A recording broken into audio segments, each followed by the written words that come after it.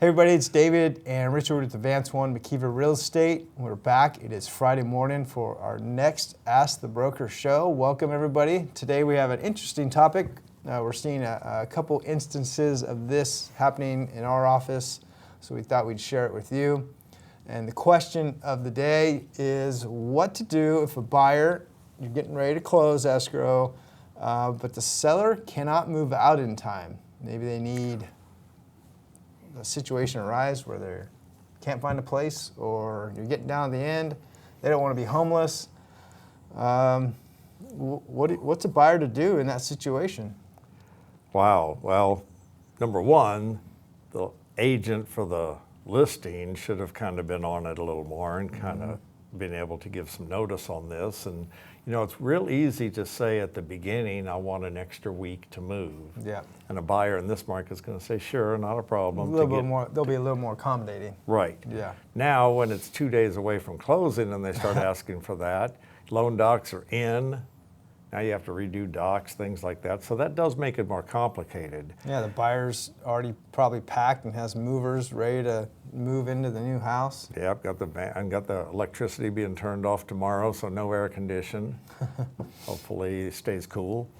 But one thing, you know, let's go on both sides of this.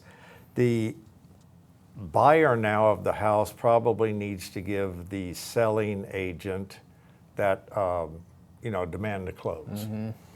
Then start negotiating on how fast they can get out and maybe a rent back. And then, you know, people say, what do I base the rent back on? Typically, you base it on their new payment, divided by 30, and then per day.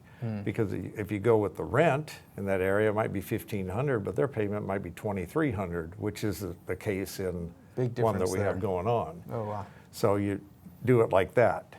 So what about the other side? We kind of said the seller needed to know a little bit ahead of time and the agent needed to work it, but what other things could be done to kind of make this less of a problem? Well, you can always extend escrow a little bit, so not close. Not close. Okay. Hopefully it's only just a few short days. You extend it, that way you're not getting into a landlord-tenant situation like you mentioned. The seller, the listing agent really should have put this house on the market contingent upon the seller finding a replacement property. That would have been the best situation.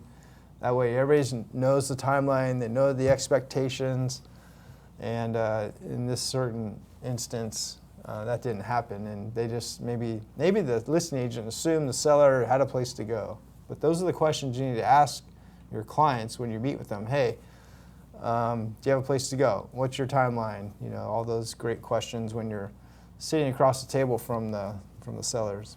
Yeah, that contingency, at least that's in place. Mm-hmm. So if it's starting to not look like it's going to be on time, you're watching that instead of just saying, hey, we're closing Monday and we're moving in. Right. And the seller has no intentions of that because they can't close theirs. At least that is a possibility and it won't shock you.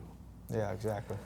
So there's a couple different angles to take on that, and none of them are real good. Hopefully things just get done better, and maybe sellers have families that they could pile in on, which has happened a few times during this pandemic where they had to get out pretty fast. So that's another possibility. Yeah.